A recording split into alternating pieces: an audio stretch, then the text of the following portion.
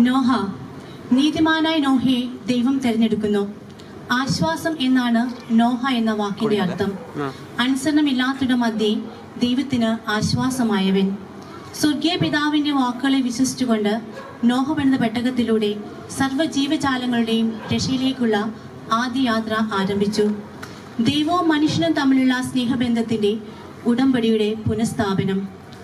Abraham. നോഹയ്ക്ക് ശേഷം അപ്പനായ ദൈവം ഏറെ വിശ്വസ്തനായി ജീവിക്കുന്ന അബ്രഹാമിനെ യാത്ര തുടരാനായി വിളിക്കുന്നു. വിശ്വാസം എന്നത് ദൈവിക വെളിപാടുകളിലൂടെ ദൈവം സംസാരിക്കുമ്പോൾ ആ ക്ഷണത്തിന് മനുഷ്യൻ നൽകുന്ന പ്രത്യുത്തരമാണ്.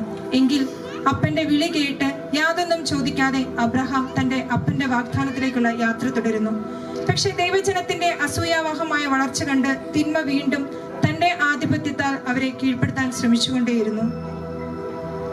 മോശ.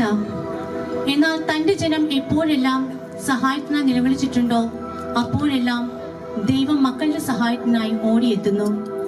ഈജിപ്തിലെ അടിമത്തിൽ നിന്നും തന്റെ ജനത്തെ രക്ഷിക്കാനും അവരെ വാഗ്ദത്ത ഭൂമിയിലേക്ക് നയിക്കാനും ദൈവം മോശയെ തിരഞ്ഞെടുക്കുന്നു. തിന്മയെ തോൽപ്പിച്ചുകൊണ്ട് വാഗ്ദത്ത നാട്ടിലേക്കുള്ള യാത്രാമധ്യേ എപ്രകാരം ജീവിച്ചാൽ അനുഗ്രഹം നേടാമെന്ന് തന്റെ വിരലുകൾ കൊണ്ട് അപ്പനായ ദൈവം കൽപ്പനകൾ എഴുതി മക്കൾക്ക് നൽകുന്നു. ദൈവം നൽകിയ ഈ 10 കൽപ്പനകൾ ദൈവത്തിലേക്കുള്ള മനുഷ്യന്റെ ജീവിത പാതയായിരുന്നു. നമ്മൾ പാലിക്കേണ്ട ആ കൽപ്പനകൾ ഏതൊക്കെയാണെന്ന് നമ്മുടെ കൊച്ചുമക്കൾ നിങ്ങൾക്ക് പറഞ്ഞു തരും.